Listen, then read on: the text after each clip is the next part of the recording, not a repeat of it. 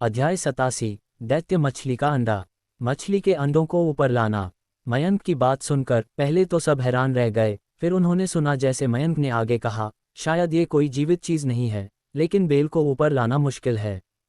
कुछ ऐसे लोगों को ढूंढो जो अच्छे तैराक हों, बेल उनकी रक्षा करेगी। मैं अच्छा तैराक हूँ, मैं जाता हूँ। एक सांवला दुबला पतला आदमी खड़ा हुआ, उसकी उम्र 50 से थोड़ी ज्यादा थी और उसका रूप सरल और ईमानदार था। वह मुस्कुराया, निर्माण स्थलों पर काम करने से पहले मैं दक्षिण में समुद्र में गोता लगाता था, मैं अभी भी काफी अच्छा हूँ। शायद मुझे कोशिश करनी चाहिए। आश्चर्यचकित होकर मयंक ने उसे देखा। ये दिलचस्प था कि वह स्वेच्छा से आगे आया। मयंक का आश्चर्य भांपकर जिमसन मुस्कुराया। श्री बहादुर और कैप्टन देवाशीष ने कहा कि शिविर योगदानों को पुरस्कृत करता है और मैं भी कुछ हासिल करना चाहता था। मयंक मुस्कुराया और कहा, आगे बढ़ो, बेल तुम्हारी रक्षा करेगी, चिंता मत करो। मालिक, हम भी जाएंगे। ऐसा कहकर 3 और लोग बाहर खड़े हो गए। वे कल लाए गए पुराने निर्माण स्थल के मजदूर थे और उन्होंने अभी तक कोई अनुबंध नहीं किया था। मयंक ने उन सबको एक साथ जाने के लिए सिर हिलाया। जब लोग पहल करते थे तो यह एक अच्छा संकेत था।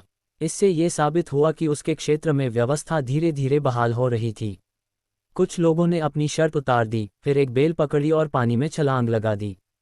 बेल उन्हें उस जगह तक खींच ले जाएगी जहां वे चीजें स्थित थीं और अगर कुछ गड़बड़ हुई तो उन्हें तुरंत वापस ऊपर ले आएगी। निर्धारित स्थान पर पहुंचने पर जिमसन और अन्य ने एक गहरी सांस ली और फिर नीचे गोता लगाया। इसमें आधे मिनट से भी कम समय लगा। जिमसन जल्दी ही सतह पर आया और किनारे पर खड़े मयंक को चिल्लाकर कहा, मालिक, यहाँ एक घोंसला है जो सिर के आकार के अंडों से भरा है, जो खंभों से चिपके हुए हैं। मयंक ने तीशा के साथ नजरें मिलाईं, फिर कहा, अभी 2 ऊपर लाओ देखने के लिए।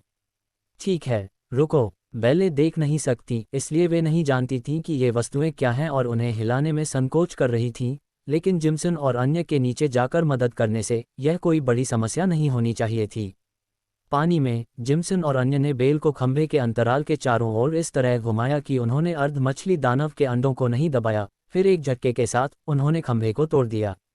खंभा, जो मिट्टी और एक अज्ञात चिपचिपे पदार्थ से बना था, उसकी बनावट पत्थर से थोड़ी ही कमजोर थी, लेकिन बेल के बल को सह नहीं पाए। खंभा टूटने के साथ जिमसन और अन्य वस्तु को ऊपर लाए और मयंक और तीशा ने अंततः खंभे का असली रूप देखा। पूरा खंभा लगभग 20 सेंटीमीटर चौड़ा और 1 मीटर लंबा था, जो भूरे हरे रंग का था। एक स्टेलेक्टाइट अधोमुखी चूना स्तंभ जैसा दिखता था, जिसमें संचय और संगठन के बहुत स्पष्ट निशान थे। खंभे में लगभग 4 नीले मछली के अंडे जड़े हुए थे, जो अर्ध पारदर्शी दिखते थे। उनके अंदर तैरते हुए अर्ध मछली दानव के लावा साफ दिखाई दे रहे थे। अर्ध मछली दानव के लावा के अंग नहीं थे, उनकी आंखें कसकर बंद थीं। उनके शरीर का रंग फीका नीला था, केवल उनके सिर का भयंकर रूप स्पष्ट रूप से पहचाना जा सकता था। ये चीजें नीचे कितनी हैं? 7 या 8 खंभे और शायद 20 से 30 अर्ध मछली दानव के अंडे। संक्षेप में विचार करने के बाद मयंक ने कहा, उन सभी को ऊपर ले आओ। आदेश मिलते ही जिमसन तुरंत पानी में लौट आया और अभ्यस्त आसानी से खंभों को तोड़ने के लिए बेल के साथ काम किया और अर्ध मछली दानव के अंडों को एक एक करके ऊपर ले आया। चीजों को साफ करने में पूरा आधा घंटा लगा। कुल 26 अर्ध मछली दानव के अंडे, सभी जीवित थे। अंदर के लावा की हलचल महसूस की जा सकती थी। इनमें वास्तव में गजब की जीवन शक्ति है। मयंक टिप्पणी किए बिना नहीं रह सका। चाहे विकास के माध्यम से या उत्परिवर्तन के माध्यम से, इन परिवर्तित जीवों की जीवन शक्ति पृथ्वी की मूल प्रजातियों की तुलना में अकल्पनीय थी। उन्हें वापस ले जाओ। अर्ध मछली दानवों को पिंजरों में डालो और अंडों को नीली शल्क काप और लाल रेखा ग्रास काप के साथ विला संख्या 9 के पानी के कुंड में डालो। सब लोग एक साथ वापस गए और उन्होंने सभी पकड़े गए अर्ध मछली दानवों और अर्ध मछली दानव के लावा को वापस ले गए। जब वे विला शानहू लौटे तो वहां रुके हुए लोग चौंक गए जब उन्होंने दर्जनों अर्ध मछली दानवों को जीवित वापस लाया हुआ देखा। अर्ध मछली दानवों को साफ करना तो समझा जा सकता था, लेकिन उन सभी को पकड़ना कुछ अलग दर्शाता था। ये संकेत देता था कि मयंक और उनकी टीम की शक्ति जबरदस्त थी। मयंक, रीतिका मयंक के पास आए। उसकी आंखें आश्चर्य से चौड़ी हो गईं जब उसने बड़े लोहे के ड्रमों में पैक की गई नीली शल्क काप और लाल रेखा ग्रास काप पर नजर डाली। क्या ये नए पकड़े गए दानव हैं? हाँ। कुंड की तैयारियां कैसी चल रही हैं? रीतिका ने जवाब दिया, मैं बस इसी पर आपसे चर्चा करने वाली थी। कुंड की खुदाई अभी भी चल रही है, लेकिन आज उसके पूरा होने की संभावना कम है और खराब जलरोधकता और स्थायित्व के कारण पानी स्थिर नहीं हो पाएगा और गंदला हो सकता है। हालांकि विला संख्या 8 में एक तैराकी कुंड स्विमिंग पूल तैयार है और मैंने वहां पहले ही पानी भर दिया है। जहां तक वहां रहने वाले लोगों की बात है, उन्हें विला संख्या 7 में स्थानांतरित कर दिया गया है। एक तैराकी कुंड, वह चलेगा। उन्हें अपने साथ ले जाओ और चीज़ों को वहां रखो। साथ ही जिम्सन और अन्य से अर्ध मछली दानवों का अनुबंध करवाओ। रीतिका हैरान रह गई, लेकिन उसने जल्दी से सहमति दी। मैं समझ गई। शानहू विला के हर विला में तैराकी कुंड नहीं था। यह इस बात पर निर्भर करता था कि मालिक क्या चाहते थे, इसलिए मयंक ने एक पल के लिए इसके बारे में नहीं सोचा था। वहां 18 मछली दानव और 46 अर्ध मछली दानव थे। सभी पिंजरों में बंद थे। प्रति पिंजरे 3 मछली दानव। सभी भवन संख्या 9 के पास खुले मैदान पर रखे गए थे। पिंजरे मयंक द्वारा धातु नियंत्रण का उपयोग करके बनाए गए थे। विशेष रूप से मजबूत किए गए थे ताकि मछली दानव का नेता भी उन्हें तोड़ न सके। इसके अलावा मानव मुख वृक्ष इस भूमि पर वापस आ गया था। उसकी जड़ें भूमिगत फैली हुई थीं और कोई भी हलचल सीधे नियंत्रित होगी आदमखोर बेल से जहर इंजेक्ट करके। कहा जा सकता है कि यह पिंजरा अचूक था। प्रयोगशाला की योजना। मयंक और तीशा विला संख्या 9 में दाखिल हुए और उन दानवों पर शोध के हित में। तीशा पहले ही विला संख्या 9 में स्थानांतरित हो चुकी थी, हालांकि पहली मंजिल पर रह रही थी। मैं मछली दानवों का प्रजनन करना चाहता हूं। आपको क्या लगता है, इसकी संभावना क्या है? जैसे ही वह अंदर आया, मयंक ने तीशा से पूछा। तीशा ने मयंक के सवाल का पूर्वानुमान लगा लिया था और एक पल के लिए सोचा, इससे पहले कि वह जवाब दे। उनका प्रजनन संभव है जब तक हमें उनके प्रजनन के तरीके पता हैं। यूनलिंग झील भोजन और पर्यावरण प्रदान करती है। आपको बस यूनलिंग झील के एक हिस्से को अलग करना है, उसे पिंजरों से सीमित करना है और उन्हें अंदर रखना है। हालांकि मछली दानवों का प्रजनन बेतुका लग रहा था, वे देवदूत दूत एंजल एनवॉय की शक्तियों में से एक के रूप में पूरी तरह से सेवा कर सकते थे और जीवित मछली दानव इंजेक्शन बनाने के लिए लगातार ऊतक प्रदान कर सकते थे, जिससे समग्र शक्ति बढ़ती थी। हालांकि तीशा ने हिचकिचाते हुए कहा, चाहे वह इंजेक्शन बनाना हो, प्रजनन हो या उन्हें भोजन के रूप में उपयोग करना हो, हमें एक प्रयोगशाला की आवश्यकता है। दक्षिण शहर में कौन सी प्रयोगशाला सबसे उपयुक्त होगी? दक्षिण सिटी विश्वविद्यालय की प्रयोगशाला सबसे व्यापक है, लेकिन वहां काफी लोग होने चाहिए और वह दूर भी है। वैकल्पिक रूप से नए विकसित क्षेत्र में तीशा समूह द्वारा वित्त पोषित जैविक अनुसंधान केंद्र। मयंक ने सिर हिलाया और कहा, मैं 1-2 दिनों में प्रयोगशाला को संभाल लूंगा। तुम पहले मछली दानवों और हरी शल्क कार्पों का निरीक्षण करो। मैं समझती हूँ। लैब की तरफ सावधान रहें। जैविक लैब में दानव हो सकते हैं। जैविक प्रयोगशालाओं में अनिवार्य रूप से विभिन्न प्रायोगिक जीव होते हैं और प्रलय आने के साथ कोई नहीं जानता था कि क्या हो सकता है। हालांकि प्रयोगशाला की यात्रा को पहले ही आवश्यक माना गया था। अगर ओक जैविक अनुसंधान केंद्र नहीं तो कोई और जगह। बेशक इस कार्रवाई को अभी भी योजना बनाने की आवश्यकता थी। लापरवाही से बाहर भागना खतरनाक हो सकता था। क्रॉसबो का निर्माण। दोपहर तक देवाशीष और अन्य ने एक के बाद एक चीजें वापस लानी शुरू कर दीं। हालांकि वे सभी ट्रकों के साथ गए थे। जिन सामग्रियों को उन्हें ढोना था वे कम नहीं थीं, खासकर वे धातु के घन मेटल क्यूब्स जो मयंक ने निर्दिष्ट किए थे। प्रत्येक का वजन लगभग आधा टन था, इसलिए एक यात्रा में बहुत अधिक नहीं ढोया जा सकता था। इस प्रकार वे इन धातुओं को पहले सुबह वापस लाए थे। एक बार जब धातुएं आ गईं, तो मयंक एक जादुई मकड़ी योद्धा को नियंत्रित करते हुए इन धातुओं को संसाधित करना शुरू कर दिया। राशि द्वारा प्रदान किया गया ब्लूप्रिंट बहुत स्पष्ट था। उसने जाहिर तौर पर पहले प्रासंगिक प्रशिक्षण प्राप्त किया था। क्रॉसबो बॉडी, धनुष की डोरी, चरखी और अधिक की संरचना पूरी थी। यहां तक कि यह भी इंगित किया गया था कि क्रॉसबो की शूटिंग गति और शक्ति सुनिश्चित करने के लिए धनुष की डोरियों को कितनी बार बदला जाना चाहिए। धातु की डोरियां अन्य धनुष डोरियों जैसी नहीं थीं। उनमें अधिक लोच थी और उन्हें खींचने के लिए अधिक बल की आवश्यकता थी, इसलिए डोरियां तेजी से घिस जाएंगी। हालांकि वह नहीं जानती थी कि मयंक अपने धातु नियंत्रण से धातुओं को बढ़ा सकता था और इस समस्या को हल कर सकता था। मयंक ने पूरी तरह से धातु के 10 हैंडहेल्ड क्रॉसबो बनाए, फिर देवाशीष को बुलाया जो परिवहन से बस वापस लौटा था। पुराने देवाशीष, किसी से क्रॉसबो ले जाओ और उनकी शक्ति का परीक्षण करवाओ। वापस आकर मुझे बताओ कि कैसा रहा। ऐसी अच्छी चीज है। पूरी तरह से धातु से बने हैंडहेल्ड क्रॉसबो को देखकर देवाशीष चमक उठा। प्रलय से पहले ऐसी चीज सीधे अवैध होती, लेकिन एक आदमी के लिए वह बस एक गतिरोध है ना? उसने एक उठाया। उसे तौलते हुए वह हल्का नहीं था, जिसका वजन 10 पाउंड से अधिक था, लेकिन एक अनुबंधक के लिए उस वजन को भारी नहीं माना जाता था। यह मुझ पर छोड़ दो। इलाके की सफाई करते समय इसका परीक्षण करने का यह एक अच्छा मौका है। देवाशीष हिचकिचाया, फिर कहा, हालांकि मयंक, समर्स गार्डन मॉल हमें निराश कर सकता है। वहाँ ढेर सारे कपड़े और गहने हैं, लेकिन खाने योग्य भोजन जो खराब नहीं हुआ है वह बहुत कम है। शिविर में अब लगभग 90 लोग थे, जिन्हें दैनिक कम से कम 100 पाउंड से अधिक भोजन की आवश्यकता थी, ज़्यादातर मुख्य खाद्य पदार्थ। पहले से जमा किया गया भोजन 2 से 3 महीने तक चल सकता था, लेकिन अब ये निश्चित रूप से पर्याप्त नहीं होगा। और नए लगाए गए फसलें जल्द ही कटाई के लिए तैयार नहीं होंगी। ठीक एक अंतराल अवधि।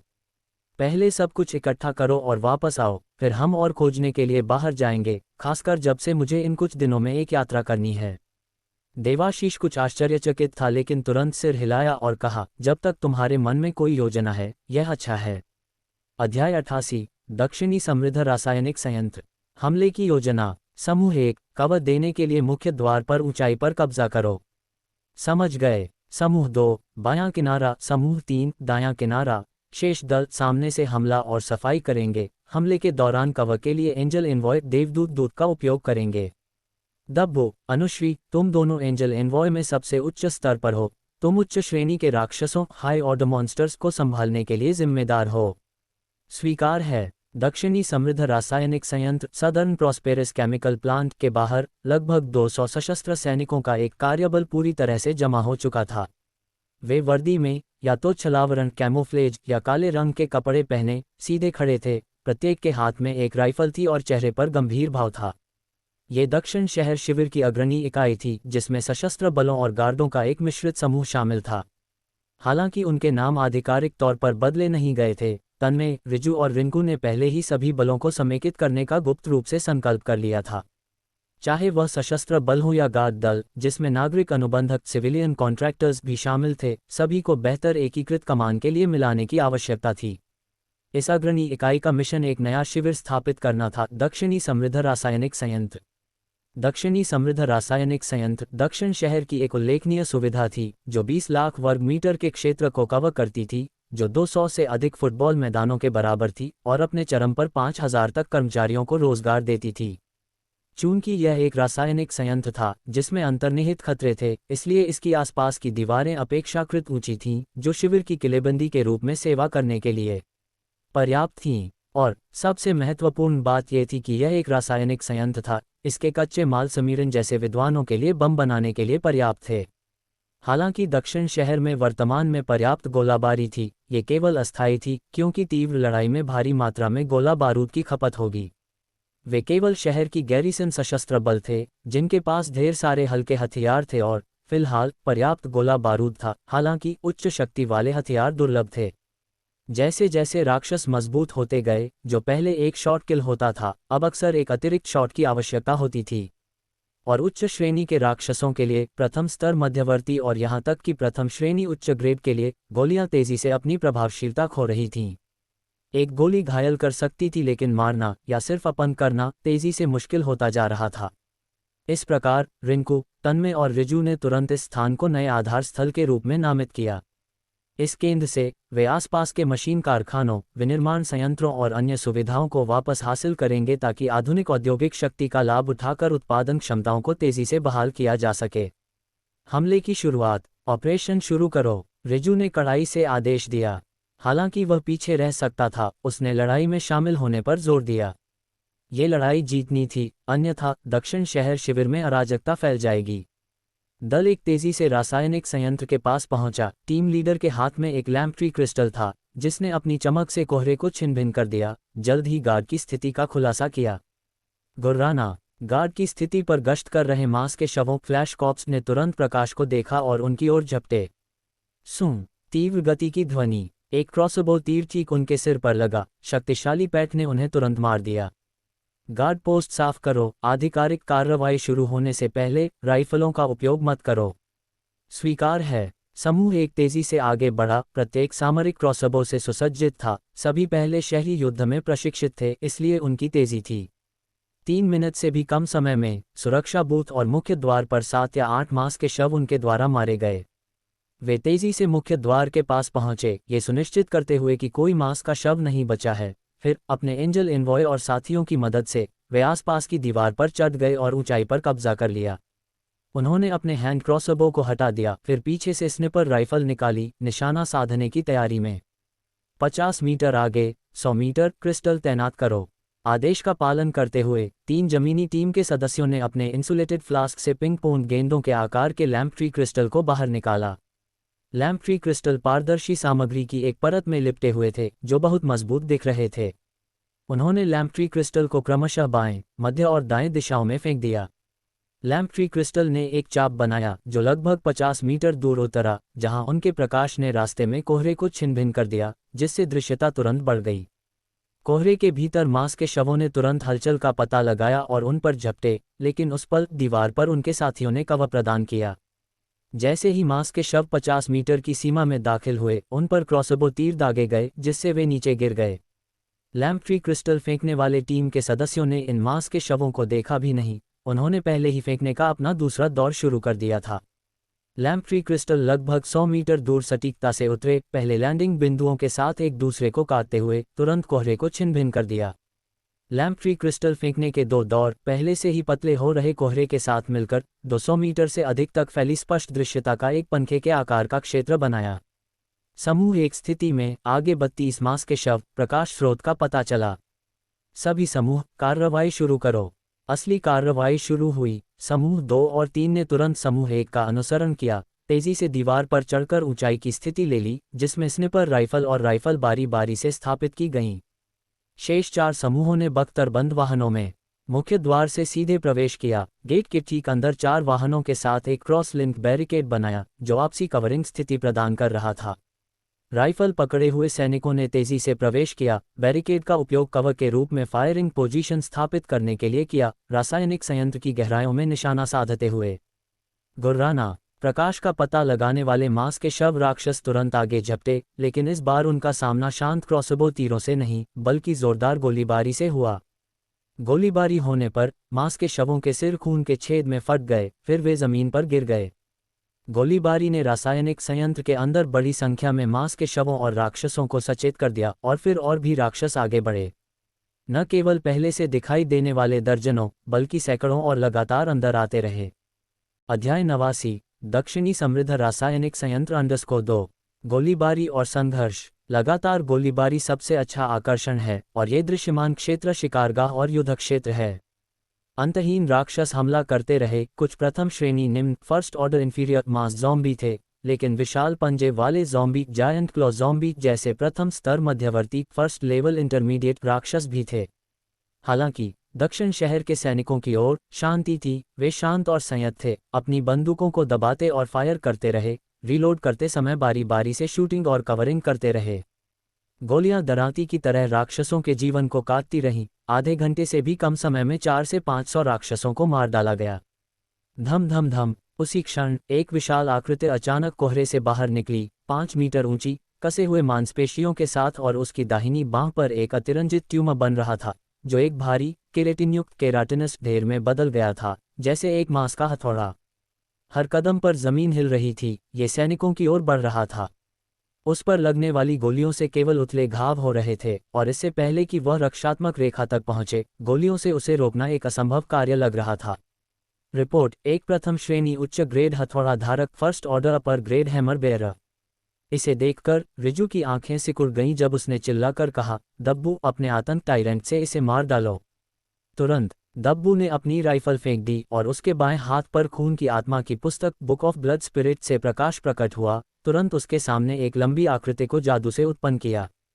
5 मीटर ऊंचा, चट्टान जैसी ठोस मांसपेशियों के साथ खड़ा था। उसकी बाहें इतनी लंबी थीं कि उसके घुटनों से भी आगे तक पहुंचती थीं। उसके विशाल हाथों के पीछे और उभरे हुए पो पर सफेद हड्डी ढकी हुई थी, जिससे प्राकृतिक ब्रास नकल मुंह के मारने का उपकरण बन गए थे। जैसे ही आतंक प्रकट हुआ, वह बख्तरबंद वाहन से आगे बढ़ा और हर कदम पर 3 मीटर लेते हुए हथौड़ा धारक की ओर दौड़ पड़ा। वह हवा में ऊंचाई तक कूदा। हथौड़ा धारक ने अपना मांस का हथौड़ा घुमाया, लेकिन अगले ही पल आतंक की कसकर बंधी मुट्ठियां पहले ही हथौड़ा धारक के चेहरे पर टूट पड़ी थीं। एंजल एनवॉय का हस्तक्षेप। कुछ देर तक दोनों राक्षस भयंकर रूप से जूझते रहे, जिसमें आतंक को ऊपरी हाथ मिला। वह मांस के हथौड़े वाली बांह को दबाते हुए बार बार हथौड़ा धारक के सिर पर वार कर रहा था। अनुश्री ने इसे देखकर माथे पर बल डाला, उसका हाथ लाल चमक रहा था और उसके पीछे भी एक गहरे काले रंग का मानवाकार राक्षस प्रकट हुआ। लगभग 2.5 मीटर ऊंचा और अंधेरे में लिपटा हुआ, यह अभी भी स्पष्ट रूप से मानव आकार धारण किए हुए था। उसके मांसपेशी वाले पैर थोड़े झुके हुए थे, बाहें मुड़ी हुई थीं और गहरे रंग के पंजे ब्लेड जितने तेज थे।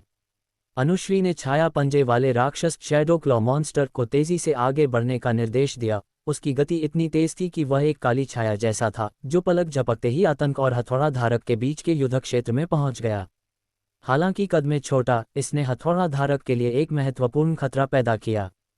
हथौड़ा धारक ने विरोध करने के लिए संघर्ष किया, लेकिन अगले ही पल तेज पंजे ब्लेड की तरह एक साथ आए और हथौड़ा धारक की खोपड़ी को भेद दिया। हथौड़ा धारक ने चलना बंद कर दिया और आतंक सीधा खड़ा हो गया। दूर हटो! हालांकि उसी क्षण एक काली आकृति ने अचानक आतंक को जमीन पर गिरा दिया, एक विशाल 2 सिर वाला कुत्ता जो 4 मीटर लंबा था, जिसने आतंक को एक ही झटके में पराभूत कर दिया। चौंक कर अनुश्री ने छाया पंजे वाले राक्षस को मदद के लिए आदेश दिया, लेकिन एक और छाया तेजी से कोहरे से छाया पंजे वाले राक्षस की ओर झपटी।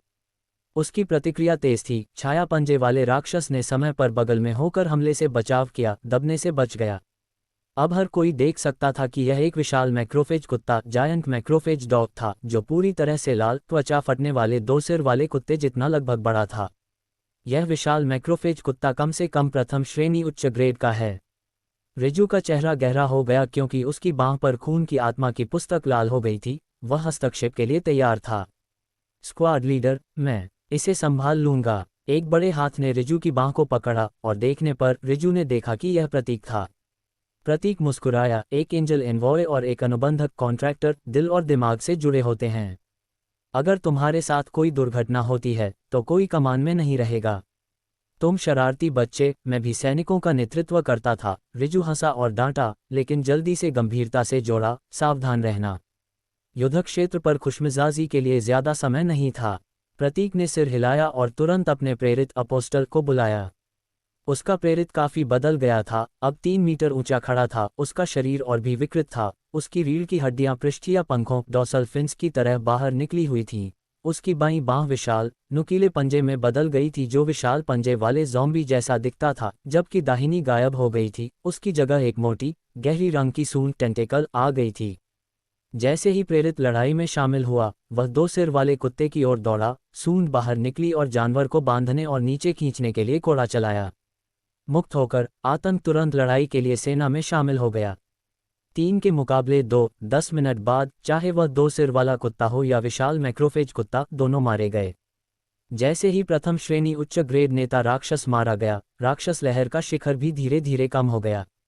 अंत में आधे घंटे के बाद लड़ाई समाप्त हुई और सैकड़ों राक्षसों के शव जमीन पर पड़े थे। खून ने मिट्टी को रंग दिया था। युद्ध क्षेत्र साफ करो। 20 मिनट बाद हम छोटी इकाई की रणनीति का उपयोग करेंगे। समृद्ध रासायनिक कारखाने प्रॉस्पेरस केमिकल फैक्ट्री की इमारतों को वापस लेंगे। प्रेरित और क्रॉसबो समन्वय करेंगे। रासायनिक विस्फोटों को रोकने के लिए आवश्यक न होने पर थर्मल हथियारों का उपयोग करने से बचें।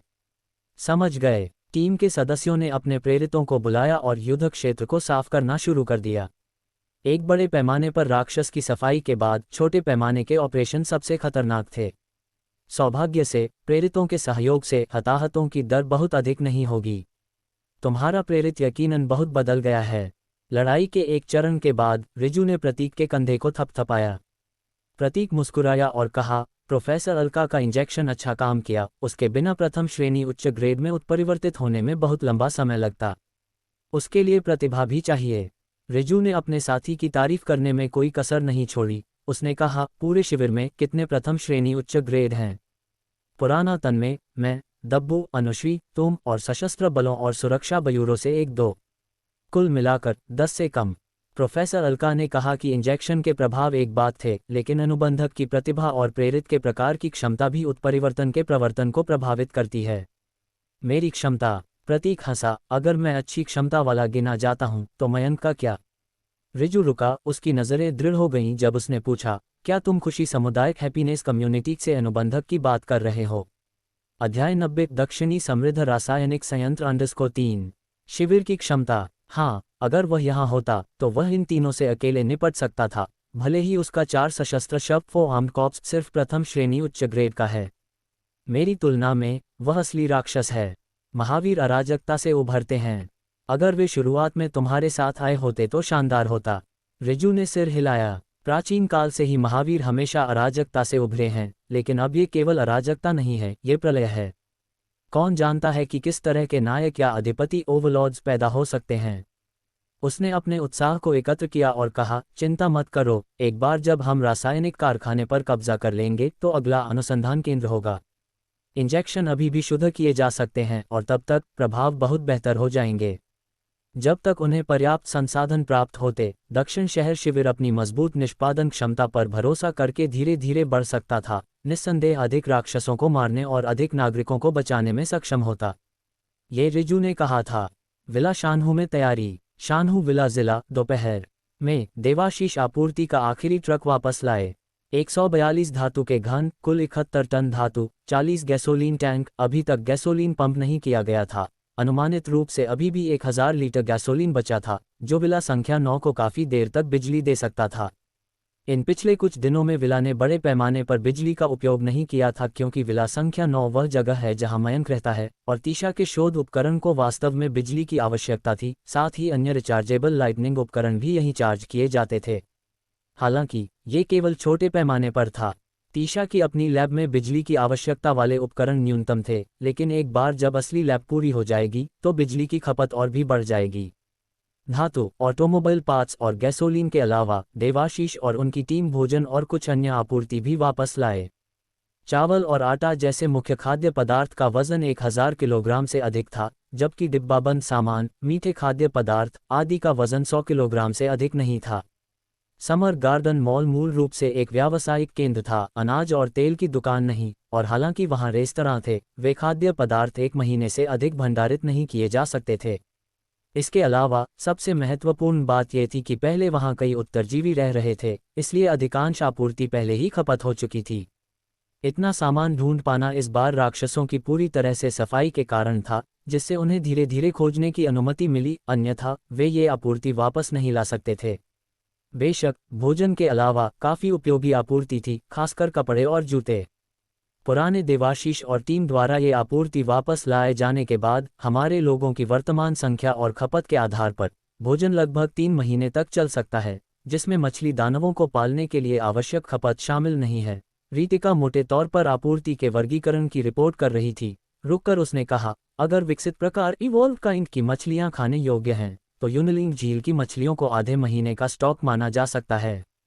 मयंक ने रीतिका की रिपोर्ट सुनी, सिर हिलाया और कहा, विकसित प्रकार की मछलियों के मामले पर लैब द्वारा निगरानी किए जाने के बाद चर्चा करते हैं। सिर्फ रामकांत द्वारा खाए गए 2 टुकड़ों पर भरोसा करना सुरक्षित नहीं है। पुराने देवाशीष, क्या चरखी क्रॉसबो विनच क्रॉसबो प्रभावी है? मयंक ने देवाशीष की ओर देखा और चरखी क्रॉसबो के बारे में पूछा। इसकी रेंज लगभग 300 मीटर है और यह एक सून चेहरे वाले राक्षस टेंटेकल फेस्ड मॉन्स्टर के दिमाग को भेद सकती है। फायरिंग की गति थोड़ी धीमी है, चरखी के बिना एक अनुबंधक के लिए इसे संचालित करना थोड़ा मुश्किल है, लेकिन ये बहुत प्रभावी है। देवाशीष ने क्रॉसबो का उपयोग करने के अपने अनुभव का विस्तार से बताया। एक दोपहर के बाद उसने वास्तव में महसूस किया कि रोमांचक होने का क्या मतलब है। एंजल एनवॉय के साथ लड़ना एक बात है, चरखी क्रॉसबो को संचालित करना दूसरी। दूरी से राक्षसों को मार पाना शानदार लगता है। राशि कुछ हैरान थी और उसने कहा, ये एक धातु का क्रॉसबो इतना प्रभावी कैसे हो सकता है? उपयोग की आवृत्ति और धनुष की डोरी की लोच का क्या? कोई बदलाव नहीं, ये बहुत अच्छा काम करता है। देवाशीष को ठीक से समझ नहीं आया। धातु की धनुष डोरी केवल एक दोपहर के उपयोग के बाद खराब नहीं हो सकती थी। वह एक पेशेवर नहीं था, इसलिए बेशक वह इन सूक्ष्मताओं को नहीं जानता था। तीशा विचारशील लगी और उन्होंने कहा, क्या तुम्हारी क्षमताएं धातुओं के गुणों को भी बढ़ा सकती हैं? वह हमेशा सोचती थी कि मयंक ने केवल धातु की ताकत को बढ़ाया था, लेकिन उसने इतने व्यापक होने की उम्मीद नहीं की थी। मयंक ने सिर हिलाया और कहा, हाँ। राशि, क्रॉसबो की वर्तमान ताकत के आधार पर ब्लूप्रिंट को समायोजित करो और मैं अंतिम संस्करण का उत्पादन करूंगा। तुम इसे कल उपयोग कर सकती हो। इस क्षण राशि को भी एहसास हुआ कि मयंक ने धातु को समायोजित किया था। वह हिचकिचाई और बोली, मैं उस स्तर को हासिल नहीं कर सकती। अधिकतम मैं कुछ शीर्ष क्रॉसबो डिज़ाइनों के आधार पर थोड़ा नकल कर सकती हूँ। वह केवल प्रशिक्षण के माध्यम से क्रॉसबो से परिचित थी। लेकिन वह मयंक द्वारा समायोजित धातु की ताकत के आधार पर एक नया क्रॉसबो तीर डिजाइन करना नहीं जानती थी। निस्संदेह, अगर मयंक द्वारा समायोजित धातु की विशेषताओं के आधार पर एक नया क्रॉसबो तीर बनाया जा सके तो स्निपर राइफल के समान एक अति मजबूत क्रॉसबो तीर बनाना भी संभव हो सकता है। मयंक भी राशि की चिंताओं को समझ गया और कहा, बस अपना सर्वश्रेष्ठ करो। ठीक है, मैं समझती हूँ। मयंक की नज़र लोगों पर घूमी और उसने कहा, सब लोग तैयार हो जाओ। कल हम जैविक अनुसंधान केंद्र एओ के बायोलॉजिकल रिसर्च सेंटर की यात्रा करेंगे और सभी उपकरण वापस लाएंगे। इंजेक्शन और विकसित प्रकार की मछलियों के बारे में सभी को पता है, लैब महत्वपूर्ण है, इसलिए पुराने देवाशीष आज रात मार्ग की योजना बनाओ। समझ गए। रीतिका, लॉजिस्टिक्स को अच्छे से संभालो। समझ गए। विकसित प्रकार इवॉल्व्ड काइंड और उत्परिवर्ती म्यूटेंट्स वे शब्द थे जिनका उपयोग तीशा विभिन्न प्रकार के उत्परिवर्तित राक्षसों के लिए करती थी, जिन्हें अस्थायी लेबल माना जाता था, जिनमें स्थिर जीवन संरचनाएं और आध्यात्मिक ऊर्जा संरचनाएं थीं, जिनमें गंभीर विकृतियां नहीं थीं और जो मूल प्रजातियों से विकास का प्रमाण दिखा रहे थे, उन्हें विकसित प्रकार कहा जाता था। नीली शल्ककाप विकसित प्रकार की थीं, लेकिन वे स्थिर विकास की ओर झुक रही थीं। ताकत में अधिक वृद्धि के बिना उन्हें निम्न स्तरीय विकास भी कहा जाता था। 4 सशस्त्र शव, मकड़ी दानव, स्पाइडर मॉन्स्टर और मांस पर्वत दानव मीट माउंटेन डीमन, ये विकृत, संरचनात्मक रूप से अस्थिर जीव थे जिनमें उच्च आक्रामकता और आक्रमणशीलता थी। उन्हें उत्परिवर्ती के रूप में वर्गीकृत किया गया था, एक अस्थिर स्थिति में। जहां तक मनुष्यों और अनुबंधित एंजल एनवॉय की बात है, वे अज्ञात थे। तीशा ने अभी तक अधिक सुराग नहीं खोजे थे। इस प्रलयग्रस्त दुनिया में सब कुछ धीरे धीरे खोजा जा रहा था, यहां तक कि तीशा भी नहीं जानती थी कि ऐसे वर्गीकरण सही थे या नहीं। लैब का पुनर्निर्माण सबूत का एक टुकड़ा हो सकता है और इस दुनिया को समझने का एक महत्वपूर्ण तरीका भी। इस प्रकार मयंक के लिए यह अति आवश्यक था।